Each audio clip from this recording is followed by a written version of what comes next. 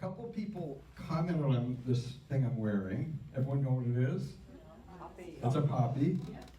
And I realized that I'm originally from Canada, eh? And Go Dodgers.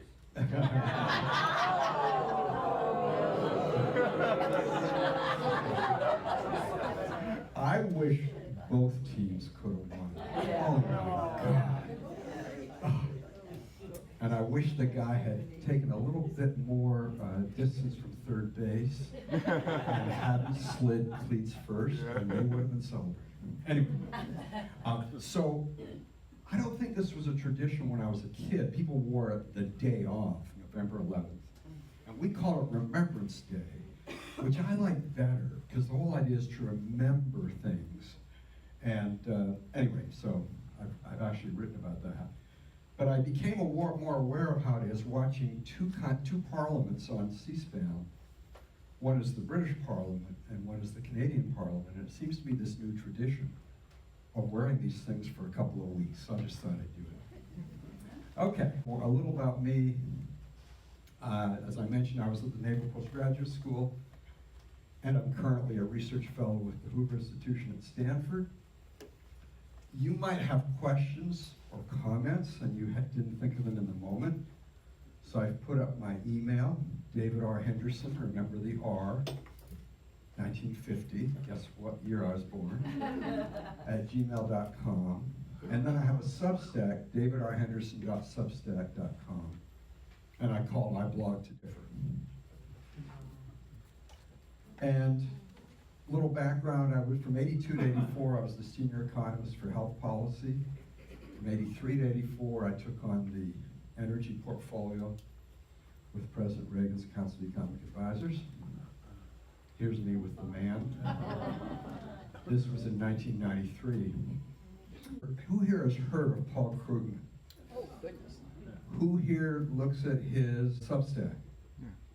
Well, one guy who subscribes to my Substack emailed me out of the blue because of this picture that showed up on Krugman's site. He circles himself and Larry Summers at the Council of Economic Advisors under Reagan. And if you go down 4 people, you see me. So that's as close as Krugman's probably ever going to get to mentioning me. He doesn't attack me, and there's a whole story there, I think, but he doesn't mention me. Okay, this is what I'm most likely to be remembered for, I think, the Concise Encyclopedia of Economics. It's also online, and I'm always updating articles with new data, or sometimes things have changed so much that it's a whole new article, like the corporate income tax entry had to be changed completely, a new author. And you can get each entry free, just go to Concise Encyclopedia of Economics. Okay, so that's a little background. Now, this talk is about trade and tariffs, so at first I'm going to talk about trade. And the essence of trade, whether within borders or across borders, is that both sides gain from exchange. If they didn't, they wouldn't do it. I mean, think about some item of clothing you have on that you bought. Whatever you paid for it, I can guarantee that at that moment, you valued it more than that, or you wouldn't have bought it. So you gained, and the seller gained. So both sides gain from trade. And that doesn't change when it's across a border. There's no magic about borders in that sense. And there are huge benefits to trade. I'm going to talk about a few of them. Cheaper goods, for example. And one big example is televisions. Now, granted, technology would have brought down the price of televisions, even if they're produced here. But getting them from countries like Japan and South Korea and so on brought it down even more. I'm going to go back to this slide, but I just want to go ahead a minute and show you the evolution of television prices over time and the approximate price, and this is all in today's dollars. So in 2015, it was 800, today's dollars it's 1,000.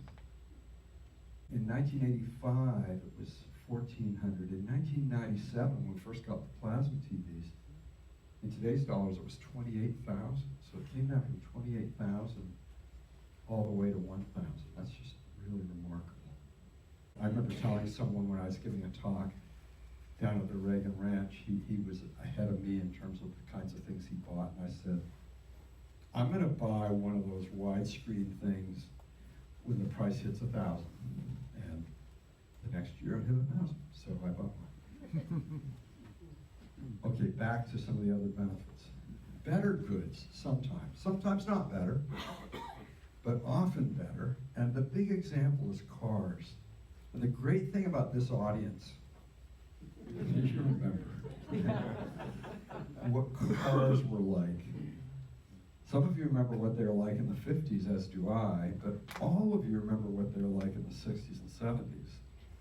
And they weren't that good. They didn't last that long. Lots of repairs. I remember if you made it to 50,000 miles with no problems, you were happy. If you made it to 80,000 miles with no problems, that was incredible. And now you get a ride in an Uber or a Lyft. I'm a very nosy kind of guy, so when I get a ride, I say, how old is this car? And I'll get an answer like 6 years, and then I'll say how many miles, and they'll say 220,000. You know, stuff like that. So they've gotten a lot better. Why? Japan. They came in the 70s with cars that were not that good. My wife had a 1973 used Datsun B210, not that good. By 1980, they were getting pretty good. And then in the 80s, they were getting really good. And Detroit had to keep up. They still haven't totally caught up. They're just close. So that's a major thing from trade. Another one is more variety. The kinds of goods you can buy across borders. And on inputs into production, lower cost of inputs. And we're going to talk about that in a little while. Pardon me, when we talk about manufacturing. So those are some of the benefits.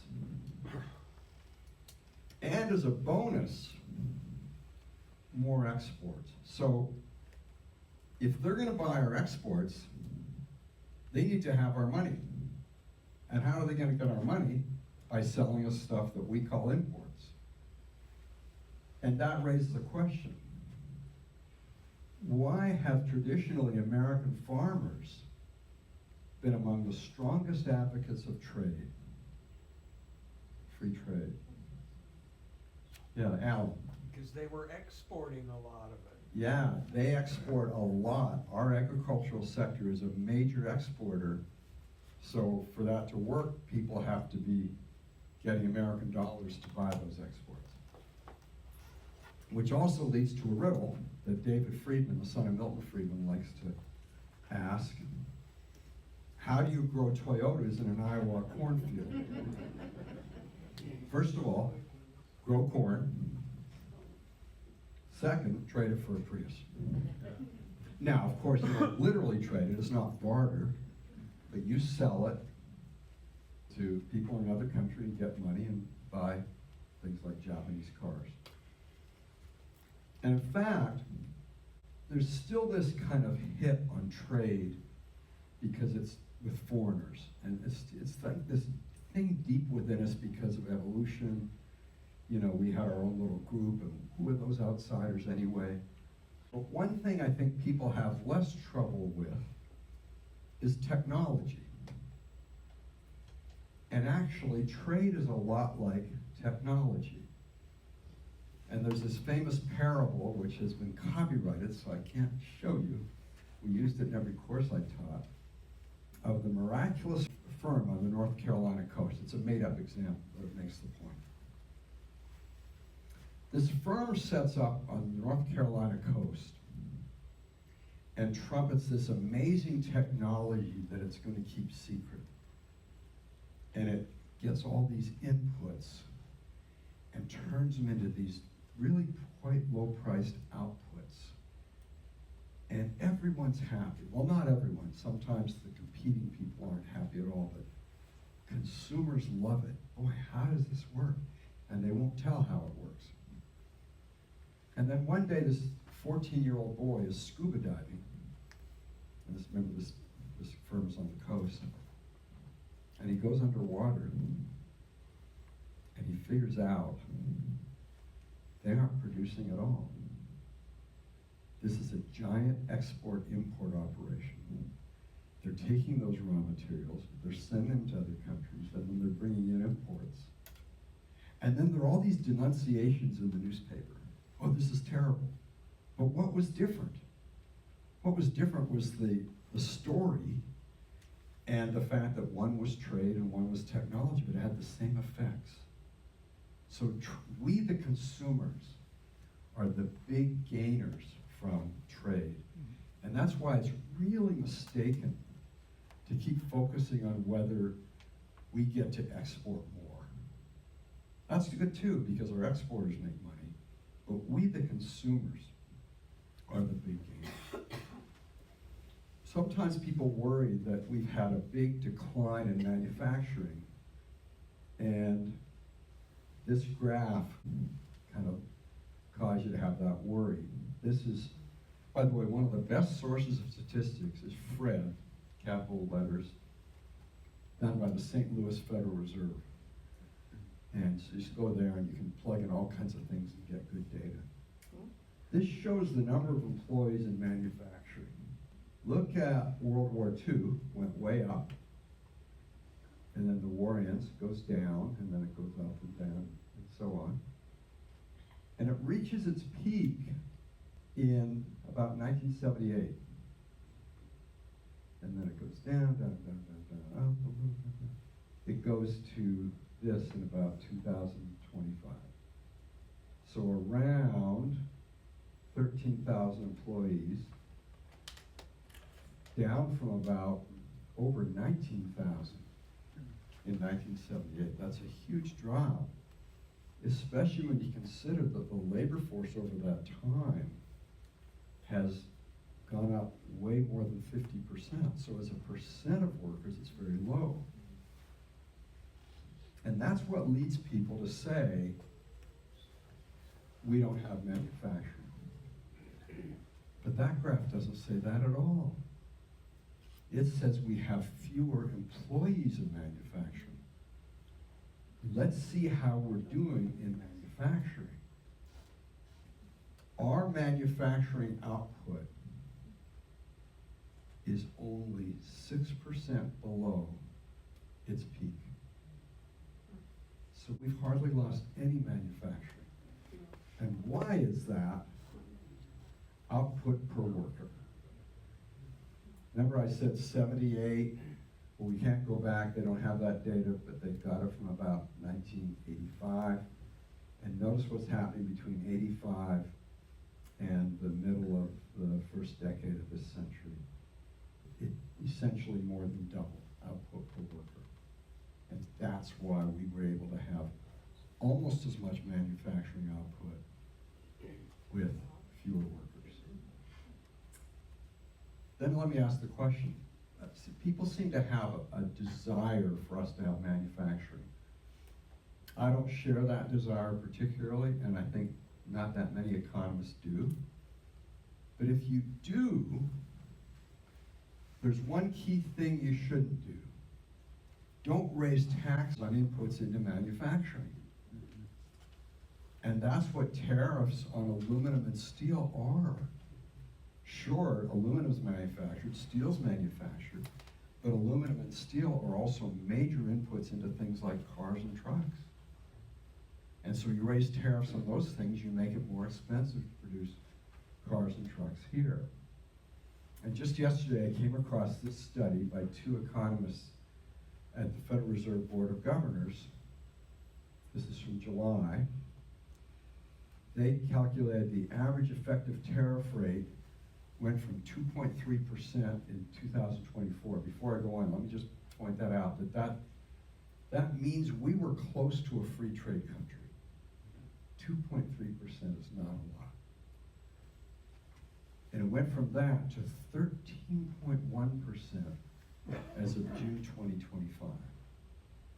And they calculate that implies potential annual costs between $39 and $71 billion faced by the manufacturing sector due to those tariff actions. Even in our $30 trillion economy, given that manufacturing is 10% of the economy, which is $3 trillion, that's a substantial number.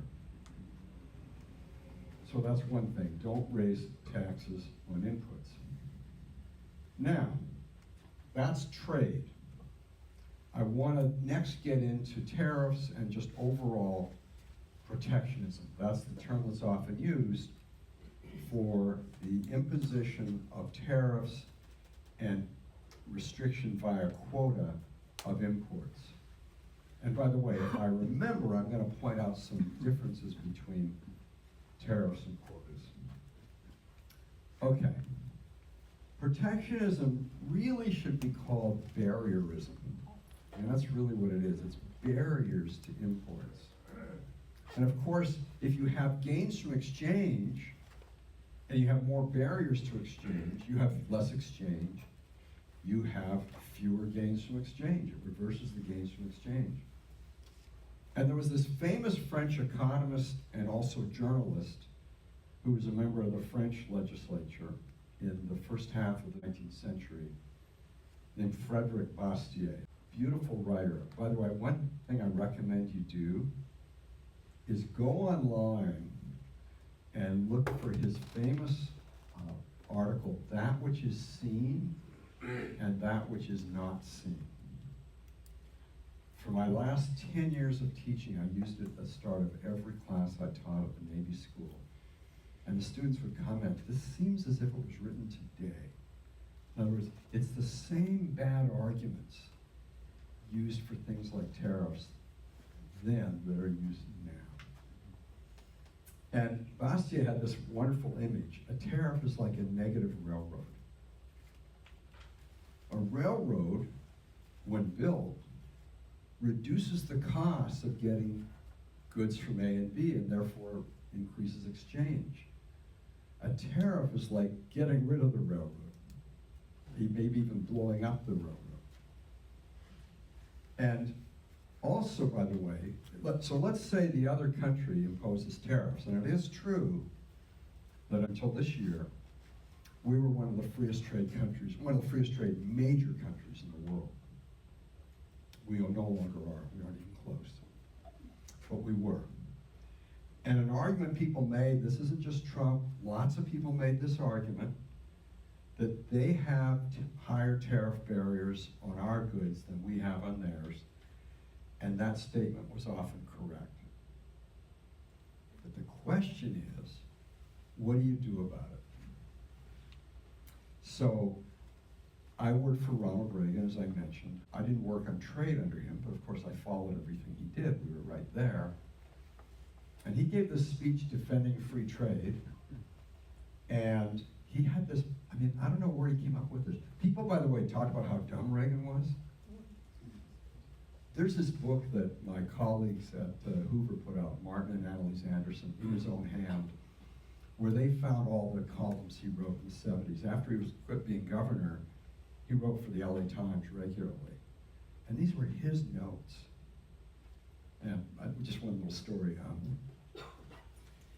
My wife and daughter sometimes on a Saturday morning would come downstairs and I'd be in the little corner of the computer talking. Like, who's dad visiting? Well, the way I get a certain meter when I write is to talk out loud. And I read later that Nancy and Patty had the same experience when they'd come downstairs and they'd hear their dad talking as he's writing. Although not like this, more like this.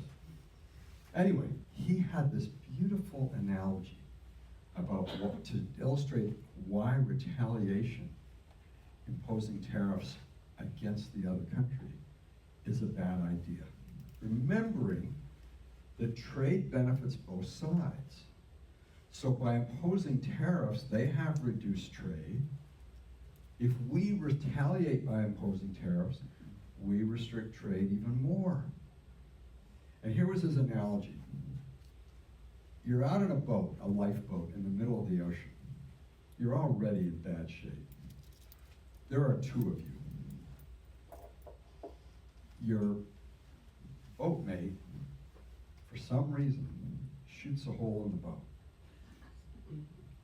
Is your best strategy to get back at him by shooting another hole in the boat. And I remember when we were writing the economic report of the president, the one that I showed you that page from that Krugman had, there was this guy named Jeff Frankel. He was one of the economists there working on it, and on the economic report of the president. And I remember we shared lots of notes across this group of about 15 economists. I remember seeing in his notes, because he was trying to justify free trade, Reagan's analogy with the boat. So here's this professional economist from either Harvard or MIT drawing on this dummy, named Ronald Reagan, who had this analogy. Obviously, I don't mean he's a dummy. I think you get that. Okay. Oh, there's another one which I didn't do a slide on. There was this famous economist in Britain named Joan Robinson. Anyone ever heard of her? Yeah. And here's what she said. Let's say some trading partner in some other country you trade with, they have this idea of putting boulders in their harbor to make it harder to show up and trade there. Is your best strategy to put boulders in your harbor? It's very similar to Reagan's thing about shooting that boulder boat. Okay, so there's a famous economist named Henry George who ran for mayor of New York, and by the way, he's better than the guy who I think is going to win today, but anyway. Henry George put it beautifully. Henry George said, "Protectionism teaches us to do to ourselves in time of peace what enemies seek to do to us in time of war." And the fact that people are laughing is great, because it means I probably don't need to explain it, right? That's what they do in war. They try to cut you off. Well, protectionism cuts us off. And Frederick Bastiat had this other piece. It's not in that piece I recommend, but it's in another reading of his. But all you have to do is look up Petition of the Candle Makers and you'll find it. And here's the Petition of the Candle Makers. "We candle makers are suffering from the unfair competition of a foreign rival. This foreign manufacturer of light has such an advantage over us that he floods our domestic markets with his product. And he offers it at a fantastically low price. The moment this foreigner appears in our country, all our customers desert us and turn to him. As a result, an entire domestic industry is rendered completely stagnant. And even more, since the lighting industry has countless ramifications with other native industries, they too are injured. This foreign manufacturer who competes against us without mercy is none other than the sun itself." Now, one of the big issues in trade is whether it creates jobs. Does it create jobs? Not on net. And when we had the whole discussion of NAFTA in the early 90s, both sides talked about the Ross Perot, Donald Trump side, he was very active there, said it's going to destroy jobs. The Al Gore side said it's going to create jobs. Both were wrong. It's roughly job neutral. What it does is rearranges jobs. So if you open to trade, we now see things that are cheaper than what they were when we had tariffs. So we don't produce as many of those things. So our workers go and produce other things. So it rearranges them. And by the way, it kind of has to. If it didn't, that wouldn't make sense. It would mean we didn't do anything in response to those barriers falling. And economists have estimated in various industries that have some kind of protection against imports, the cost of saving jobs with trade restrictions. These are the annual cost to consumers in millions of dollars. So when you see 1.0, that doesn't mean $1, it means $1 million. So specialty steel saved 520 jobs, and the cost per job saved was $1 million. Carbon steel saved 6,800 jobs, and the cost per job saved was 750,000, and so on. So these are huge numbers. Now remembering, when you're saving a job, those workers aren't getting paid anywhere near that amount, so it's costing a huge amount to consumers to give a small benefit to workers. So it's not a good deal. Now, who pays the tariffs? Who pays is a different question from the question, who writes the checks? There's something in economics, whether it be on taxes generally or on the tax called tariff, called the incidence of a tax, and that's fancy language for who bears the burden. So the person writing the check, it looks as if that person's paying the whole amount, but the fact is tariffs change relative prices a little, so the burden is often split. So let me give you the usual argument that economists make. And the usual argument is, just empirically, consumers pay most of it, anywhere between 60 and 100% of it. The argument that Trump makes, or at least some of the people justifying his measures make, and it's a respectable argument, the question is whether the numbers are there, but the argument is, we in America, we have such a big country, we are such a large consumer, that if we impose tariffs, we'll buy less, and since we're a large part of the world market, that will drive down the price a little. So the price plus tariff will be higher to us, but the price net of the tariff is lower. And as I said, that's a respectable argument. I wrote about this around Christmas when Canadians were starting to worry about what Trump was going to do, and I pointed out, if you look at how Trudeau, the younger one, blocked the pipeline to British Columbia, the producers in Alberta were stuck selling to refiners in the Midwest United States, and they were getting having to sell it at a discount. So if you impose a tariff, they're even on their input of oil, they're even more stuck, right? I mean, they just still can't go to the West Coast. So there can be cases like that where the producers bear a large part of the cost, but those are rare. The typical case is consumers bear a large percent of the cost. Now, there's also this other thing that I just should dispel, because this poor guy in northern New York State just believed Trump when he said the exporters are going to pay for it.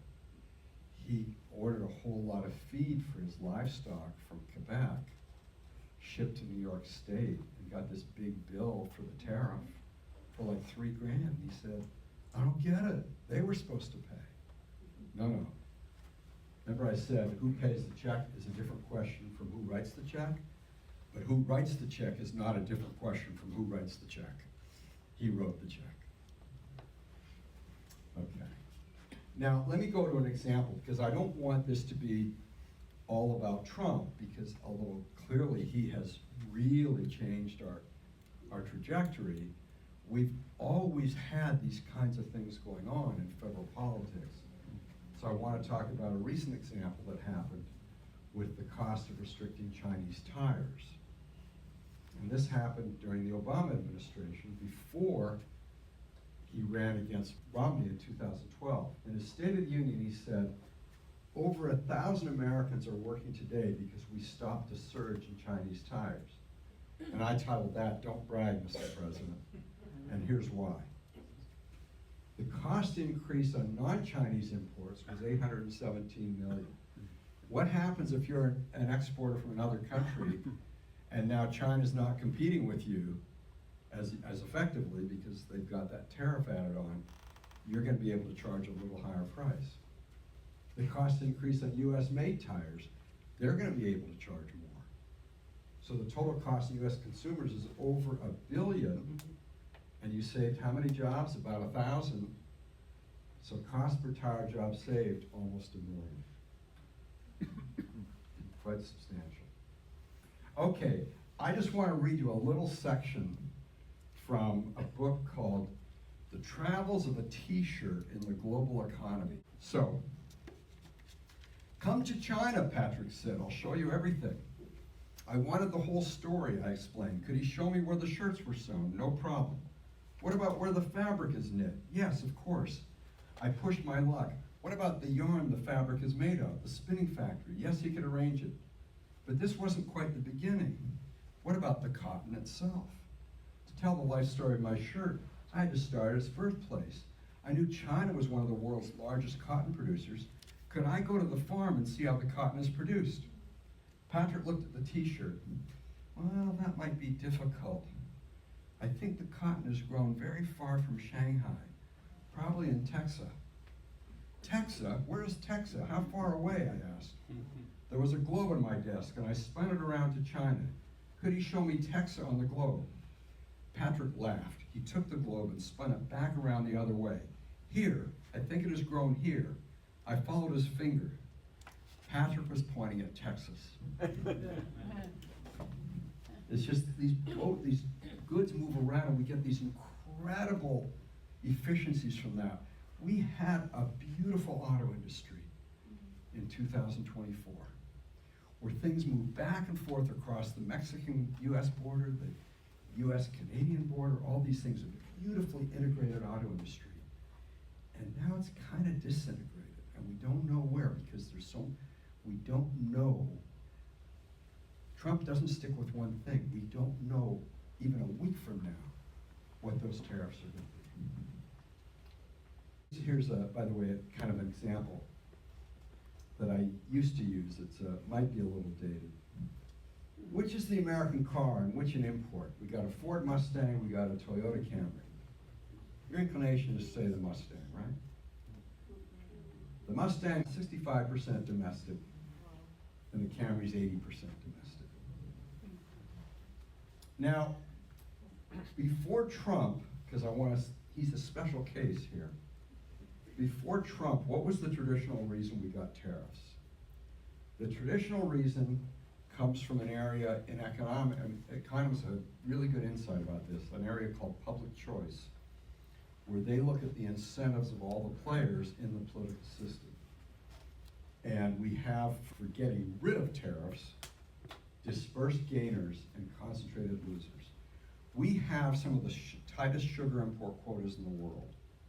Our price of sugar is roughly double the world price, which is why Lifesavers moved from Michigan to Quebec, because that was a major input.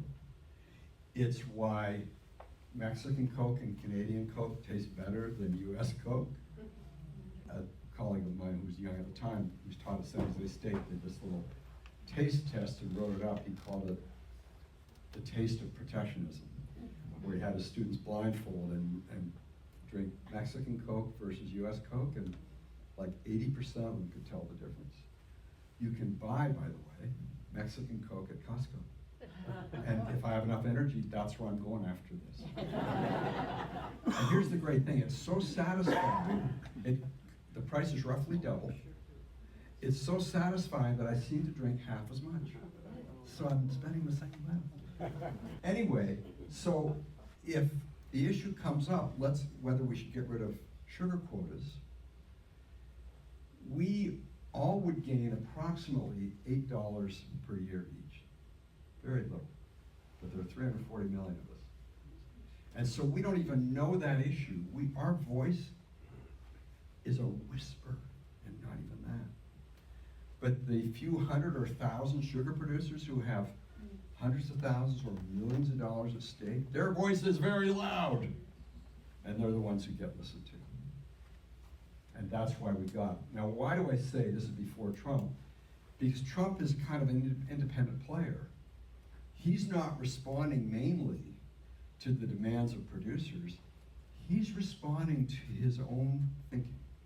Like, whatever you think of Trump, I think it's clear to say that one of the most sincere views he has is that tariffs are good.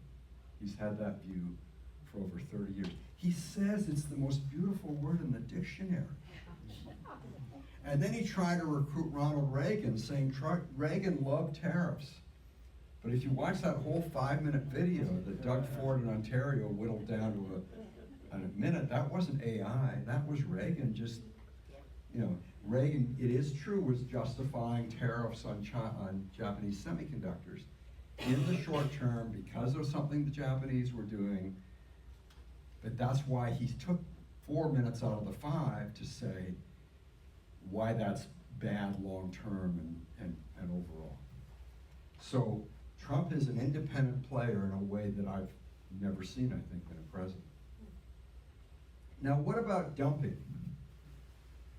The idea here, dumping means one of two things.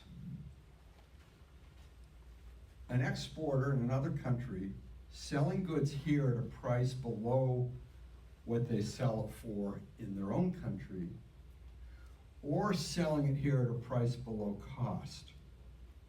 Now, let's go with the first for a minute, because that's the main thing going on. I'll explain why the second isn't that big a deal. We have an incredibly competitive economy. So if you have a producer in some other country who's the major producer there, they might not have to price very low. But if they want to sell here, they price low. And that doesn't mean they're losing money, it just means they're not making as much as they're making per unit in their own country. So economists say, what's wrong with that? Airlines do that all the time here. They'll price to someone who's very flexible a much lower fare than someone who's not very flexible. Now, the other kind is selling below cost. But what's cost? Cost is often this historical number that's not relevant, which is why this quote: if the US government treated US producers the way it treats foreign producers, every after Christmas sale would be banned. In other words, they bought it at something and then they sold not all of it, and then after Christmas they're selling it for potentially less than they bought it for. But that's their historical cost, it's not really relevant now. And so I, as an economist, say dump away, we gain.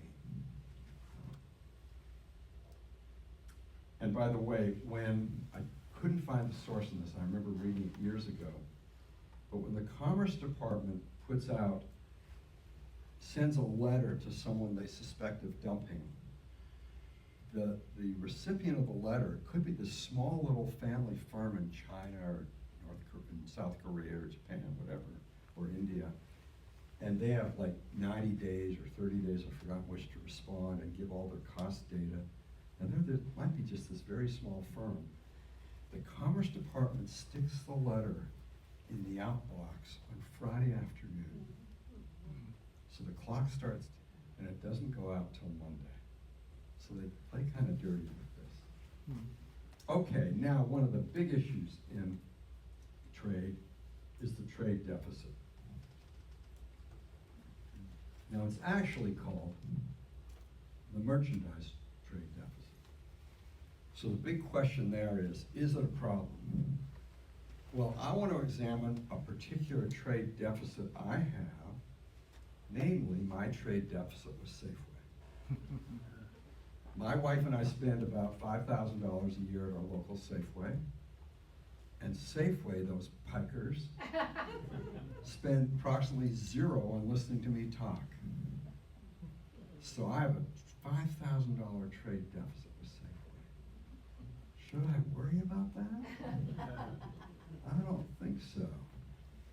Now, generalized from that, we can buy from one country a lot of things we want, but there's not much of our stuff they want. Now, on the other hand, there'll be people buying stuff from us, and we don't want much of their stuff. So there's no reason at all to have a zero trade deficit with any given country. Well, how about adding them all up to see what our overall trade deficit is? And this is what worries people who are a little more sophisticated. Let me just tell you how you can reduce your trade deficit. Have a recession. That'll do it. And here's some data on that. In 2007, right until the end, we had a boom year. Our exports of goods were 1.16 trillion. Our imports were 1.984 trillion. So our merchandise trade deficit was the difference between them, 823 billion. Now we always have a surplus on services. So when people come here to our colleges from around the world, that's services, and we have a surplus on that. And our exports were 488 billion, our imports were 367. So our surplus of services was 121. So the deficit on goods and services was still a hefty 702 billion. We were in a recession for a while. So in 2009, we're in a recession. Our exports are 1.069 billion, our imports are 1.69 trillion. Our exports are 1.575 trillion. Our merchandise trade deficit is 507 billion. Our surplus of services is 132 billion. So our deficit on goods and services is 375 billion. Go back, 702 down to 375. Our trade deficit fell by almost half. So yes, you get a recession, you'll get a reduction in the trade deficit. I don't think that's a good deal. And the reason is our imports are highly sensitive to overall macroeconomic conditions for whatever reason. Well then, the question is, where does it go? So we spend more on other countries' goods and services than they spend on our goods and services. Where does it go? What do they do with it? They buy bonds, especially from the federal government. And to the extent they do, that causes the interest rate that the federal government has to pay to be slightly lower. That's good for us. They buy stocks. They even do direct investment, where they will invest and actually build a firm. And they'll even hold on to a few of the dollars. Before I go on, let me just mention this kind of funny thing that happened when Dukakis ran against George H.W. Bush in 1988. He was speaking and this was when the Democrats were really upset about foreign ownership. So to me, it's like, okay, they own these things. How good a job do they do running them? That's what I care about. But Dukakis was really upset, along with many Democrats, about foreign ownership. And so he's at this plant in St. Louis that seems to be doing well. And he says, well, how would you like it if some foreign firm took over? And the employers are looking at each other like puzzled. And the reporter found out later, well, a foreign firm had taken over. They were working for a foreign firm. Now, there's one thing that they might do, and that is hold on to some of the dollars. We have the closest thing to a world currency there is. And so a lot of people like to hold on to our dollars, actual Benjamins, those actual pieces of paper. And if they do, that's not bad, that's good. Why? It costs our government under 30 cents to print a $100 bill, and we get $100 worth of goods for 30 cents. It's like that old Jay Leno ad for Doritos in the late 80s. Go ahead and eat them, we'll make more. Now, that does lead to foreigners owning more and more of our assets. I put our quotation marks. And this was actually new to me when I investigated this, because the numbers have changed a little bit. Before I get to the numbers, an inaccurate way of saying that, and I'm seeing even very good economists say it, and they shouldn't, is that we owe foreigners. Well, yeah, if it's bonds, yes. But if it's stocks, that's not a debt. If they own a plant, that's not a debt. So much of it is foreign direct investment and buying of stocks and property, but it is true a lot of it is debt. In any case, adding up all those assets that foreigners own, and then subtracting we own lots of assets in other countries, so subtracting that, what's the net? And here it is. Notice that as recently as roughly 2004, the net was 3.5, or 3 trillion, 2 trillion. Now the net is 28 trillion. So they own 28 trillion more of our stuff than we own of theirs.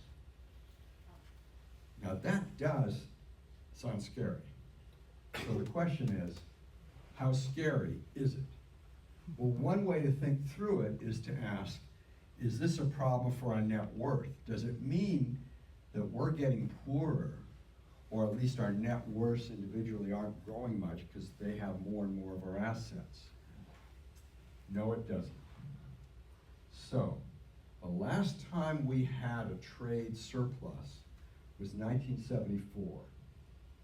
In 1975, the U.S. net worth per household in 2024 dollars was 364,000. And then we had all these years, 50 years of trade deficits. And NAFTA takes effect in 94, but it's 505,000, way higher. China joins the WTO at 681,000. And last year it's over a million. Now, if you're looking at that, you're probably asking yourself, that's the average?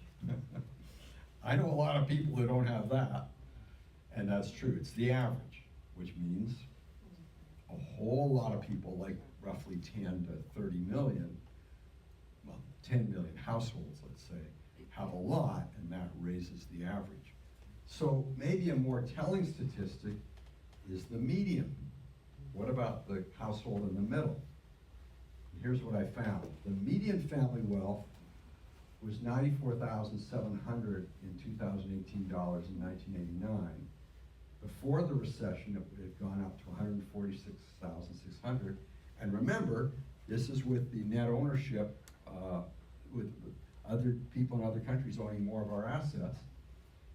The 2013 post-recession low, it was down below what it was in '89, which is bad. By 2016, it basically recovered, but 2022, it was roughly twice what it was in 1989. So not quite as dramatic, but still substantial growth. And by the way, if you're worried about that, there's one easy, well, not easy, but one straightforward solution. Don't consume as much and buy more assets, right? Which, by the way, I bet you, just having a sense of people in this community and the kind of people who show up here, I'm betting that's a big part of the story for a lot of you. Being a little careful about your consumption over 30 or 40 years and putting it in things like 401ks and IRAs and so on. That's my wife's and my story. And in fact, by the way, the stock market has gone up so much that I regret saying to my wife in 1994 when we decided to send our daughter to Stevenson School, babes, we're not going to go to Europe or Asia until sometime next century. And that's what we thought, but we could have. I saved too much. Anyway, one other big issue is the WTO, the World Trade Organization. Because there's this view out there that the World Trade Organization is biased against the U.S. Now this is a little hard to read, but let me point to things. So the United States takes its trade disputes when it thinks other countries are restricting its exports to them, takes them to the WTO, and this was the completed cases filed by the United States. That's 1, lost, no outcome, settled. Completed cases filed against the United States, 1, lost, no outcome, settled. So you look at those data, it doesn't look as if the United States is being particularly discriminated against. Now, what about intellectual property?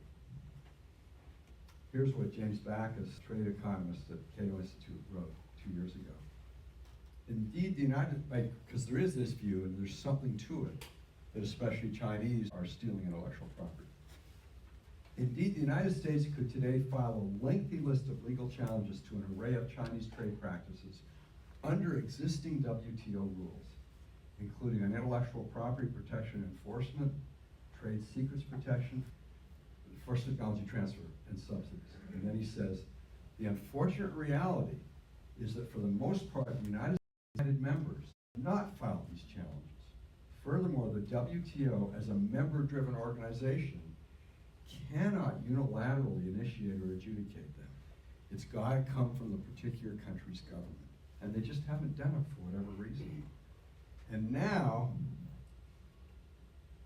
we can't do anything with the WTO, which is why I titled this, Thanks Donald, Joe, and Donald.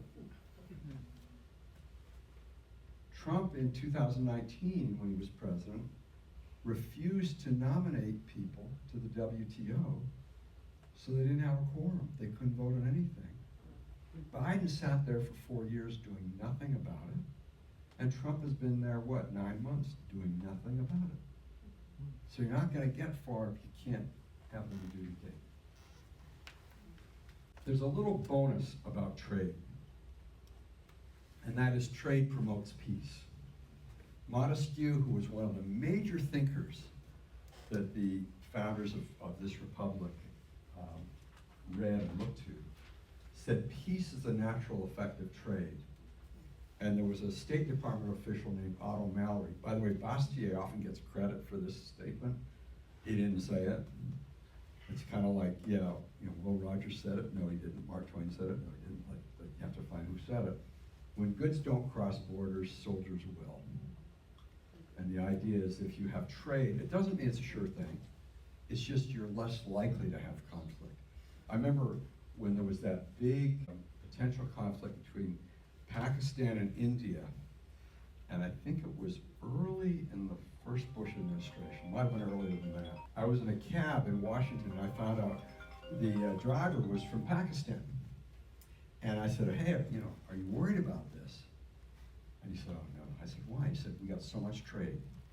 I felt like saying, gee, teach me another economics lesson. That's a really good point, and it turned out to be true. Or think about when that airplane was downed by the Chinese on that island in April of 2001 when Bush had just come into power. And there was this real tension there. And I don't know, but I think a number of major companies like Walmart and so on went to Bush and said, don't mess this up, buddy. Come to some kind of agreement, because we got lots of trade going on with China, and it worked out. By the way, I taught distance learning to a lot of pilots when I was in the Navy school, and one of my students had been on that airplane. And I said, how were you treated? She said, not bad. Were you worried? Not really. Okay. Anyway, so now, how much does trade promote peace? This is from a study by 2 economists. The higher the gains from trade between 2 trading partners, the lower the level of conflict between them. A doubling of trade leads to a 20% decrease in belligerence. In short, trading nations cooperate more and fight less. Now, finally, are there exceptions to the case for free trade? There's one main one, which is national security or national defense. There can be certain critical inputs that really matter for us in the event of war, where we wouldn't want to be dependent on the country that becomes our enemy if we're getting some crucial input from them. We wouldn't want to be dependent on them if they're our enemy. A few things to say about that. One people often point to is steel. Well, here's what Charlie Schultz, who was the chairman of the Council of Economic Advisors under Jimmy Carter, said. He said, what is almost always at stake is a much less dramatic change in the industry's fortunes of a magnitude that is irrelevant to national defense. Whether, for example, the domestic steel industry meets 80% of the nation's peacetime needs, as it does now, or only 60% is of no significance to the nation's security. Another economist, back in 2018 when he was a graduate student, wrote at the time, only about 3% of US steel shipments go to servicing US defense. Also, most of our finished steel imports come from countries whose governments are outright allies or are friendly to the United States. In 2023, The main producers of our steel imports, Canada, Mexico, and Brazil, accounted for 69% of overall imports. I'm not really worried about those Canadians.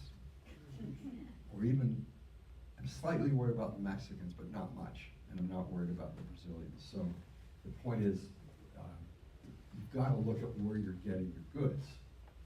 Now, having said that, there could be items where you're nervous about trade with other countries, and you might want to restrict it to build your own industry.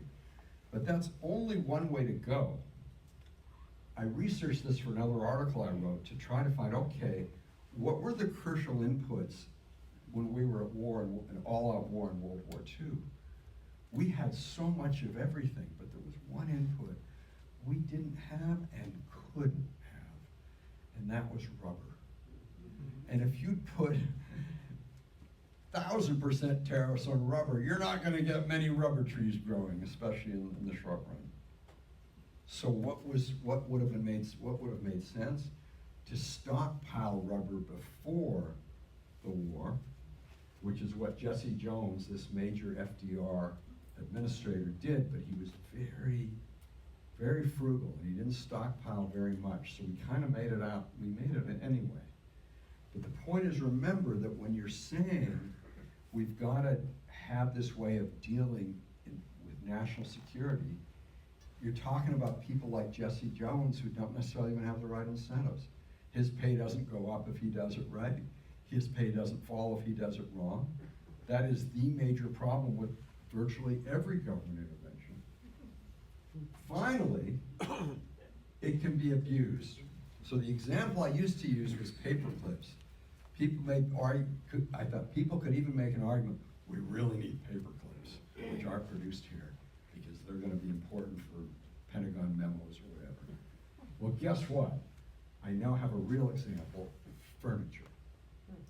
Donald Trump justified his recent tariffs on furniture on grounds of national security. Also, by the way, there's what I call the paradox of price controls. When I was a kid, I should have known I'd be an economist. Other kids hated spinach. I hated price controls. And price controls that keep a ceiling on prices cause there to be less produced and more demanded and cause shortages. And here's why that matters.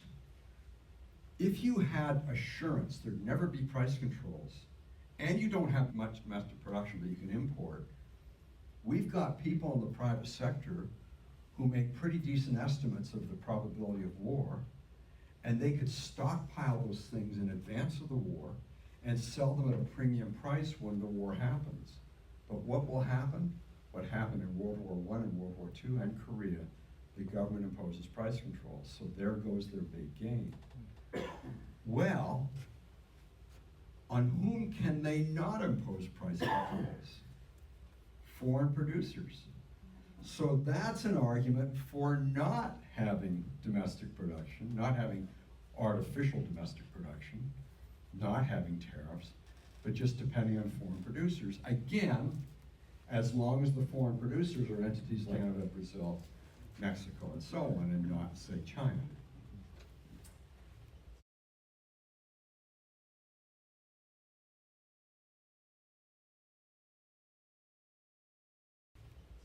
Okay, I basically said what I wanted to, so I'm ready to take questions.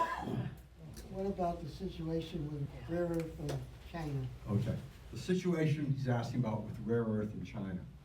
There's a really good blog post on this. There's a blog called Marginal Revolution, and two people write on it, both economists. One of them is Alex Tabarrok, Tabarrok. And he had a piece last week, a blog post titled, I think it was something like Rare Earth Isn't That Rare. And laying out how it's all over the place. And one of the things, major things, preventing us from getting rare earth here is our own government making it very hard to do anything. I mean, if you look at just how hard government makes it with various laws that say you've gotta pre-clear this and get permission there and make sure this little owl isn't harmed and so on, it really slows things down. And so that would be my solution on that one. Yes, My question, I hope isn't beyond the scope of what you want to talk about, but what if, after tomorrow's hearings, the Supreme Court strikes down the tariffs? What do you think plays out? And if you have any opinion on the arguments themselves and I how do. they can distinguish the West Virginia situation and the EPA case from what Trump has done with the tariffs? okay. So first of all, I think it would be good if they struck them down. We'd have a little more certainty because it means he can't just do that all the time. I also think that in game theory, you always go, okay, what's the person gonna do next? So what he would do is look for various rationales to get tariffs under something other than that 1977 law.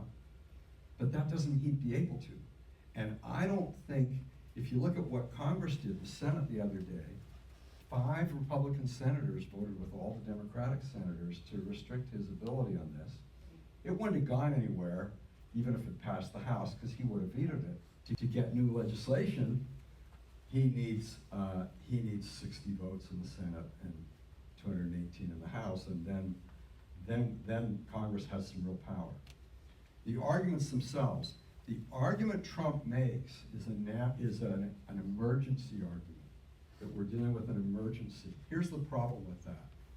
The major emergency his people point to, the major argument they make, one of them is, we've got this problem with high trade deficits. Well, if you've had the problem for 50 years without exception, is that an emergency?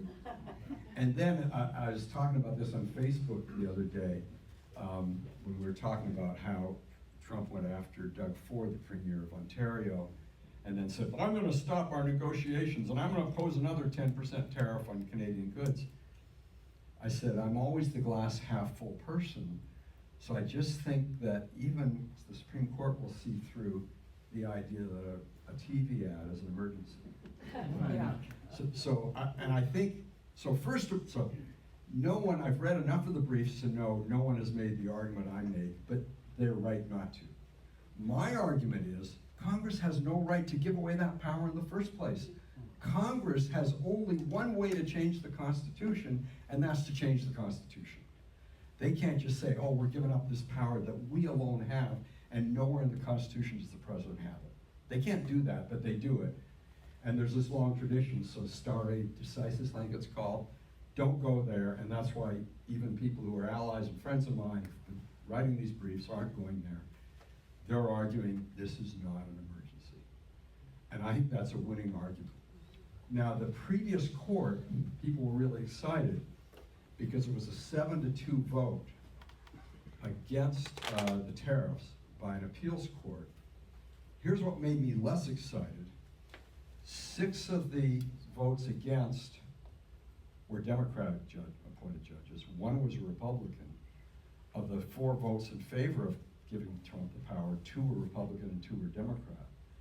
If we applied that to the Supreme Court, we'd be very pessimistic.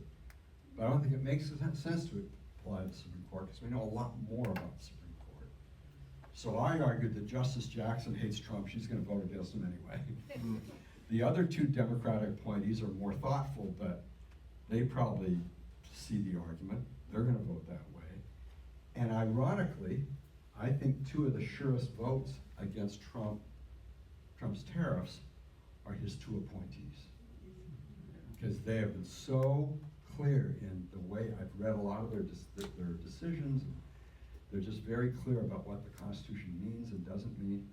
So my gut feels at worst it's a 5-4 vote to overthrow them, and it could be a 6-3 or 7-2. That's my gut feeling. Yes? So if the tariffs are overthrown, what do you see as the impact of the refunding process? So if the tariffs are overthrown, what's the impact? How do you see the refunding? Well, I did a lot of prep for this, and I found this article. They can do it the easy way or the hard way, and I didn't get into it. I think it could be a big mess. I just don't know enough. Here's what I do know.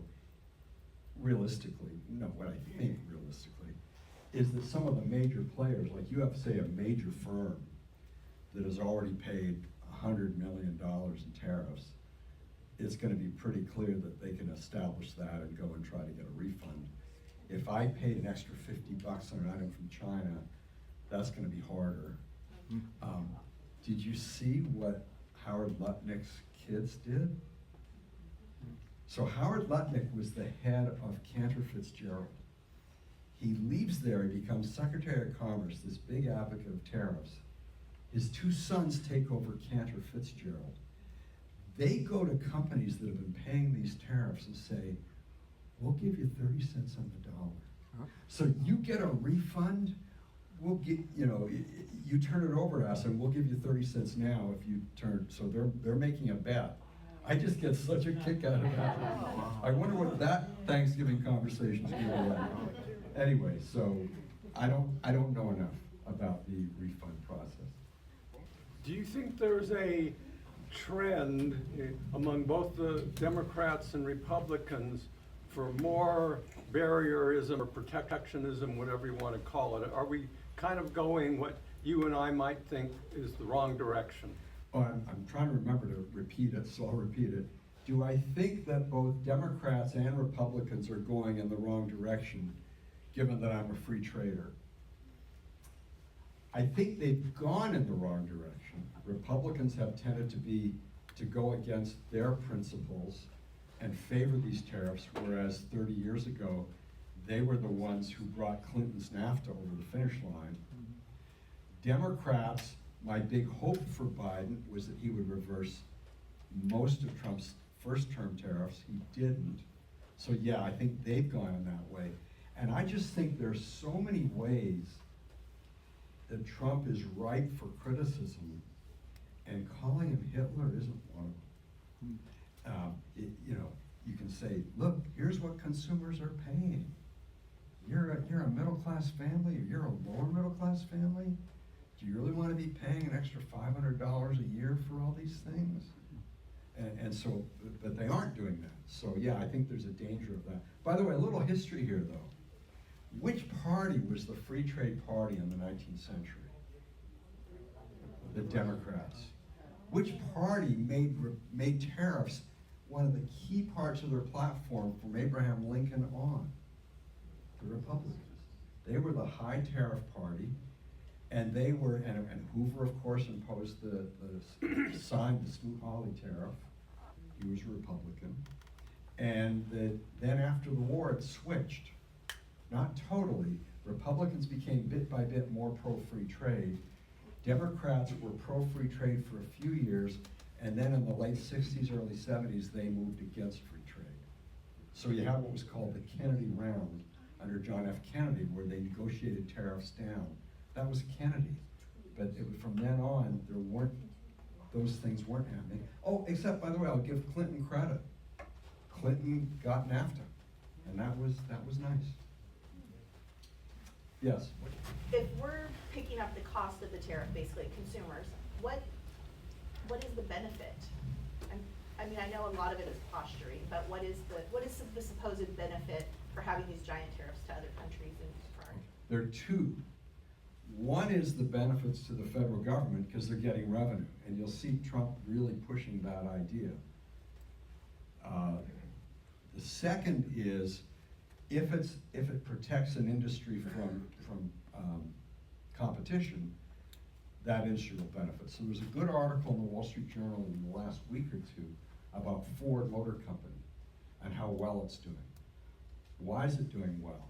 Well, the thing they focused on was they'd gone to Trump and got him to give them an exemption from a lot of these tariffs on inputs. So it's clear why they benefit, but that's from reducing tariffs. What the article didn't say, but is true, is that Biden imposed a 100% tariff on electric vehicles from China, and Trump has done nothing to change that. So if Jim Farley, the head of Ford, said, man, if they let in those EVs, we'd be toast. And I think they should those EVs and let Detroit adjust. But anyway, so. And does the money from tariffs go into a special fund? No, it just goes to the treasury. Now, it is true that Trump had said farmers are gonna benefit somehow from these, he never really specified how. And farmers are hurting because of tariffs on inputs. So he said, I'm gonna bail out farmers with some of these revenues. He has no power to do that. That's an expenditure. That's up to Congress. Remember Congress? You know, and so he can't do that. Now, by the way, there is this thing in our system which is called standing. Do you have standing to sue? So you might say, well, wait a minute, I'm paying these tariffs and, we taxpayers are paying for these farmers, we should be able to sue. Any court would just throw that suit out like that. You've got to be kind of somehow especially hurt. And but someone will be especially hurt and will probably sue. Yes? But isn't that exactly what he did in the first term? He got some money back from the tariffs, but he ended up turning around and giving that to the farmers as a bailout. And isn't that what he's saying he's gonna do now? That in the first term, take money from tariffs and bail out farmers. Not quite, because he had to go through Congress. And that's what I'm pointing out as the big difference here. He's just trying to do it on his own with the farmers now, and I don't think he'll get anywhere. Yes? I was thinking, you mentioned the exception to free trade would be a consideration of national security. Yeah. And I look at the rare earth situation as a very unique one because of the dominance that China has in Yeah. the processing and the mining of those, and even the access to the rare earths. So what do we do about China when it's got, say, a quasi-monopoly now on rare earths, and Trump has said we'll have a minimum price here to give people here an incentive? I would say that's not as good as just deregulate so that we can have it done more here. You've probably heard of NIMBY, not in my backyard. There's this other acronym, BANANA. Build absolutely nothing anywhere near anything.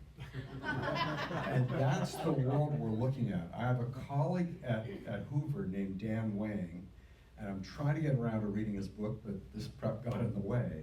But he kind of compares China and the United States and says China's run by engineers and we're run by lawyers. And we need more of a balance. Not no lawyers, fewer lawyers, more engineers. But what's that really mean? It means more freedom, which was our thing, right? That's what we had a revolution over. More freedom to do things. And I think that would go a long way to solving it.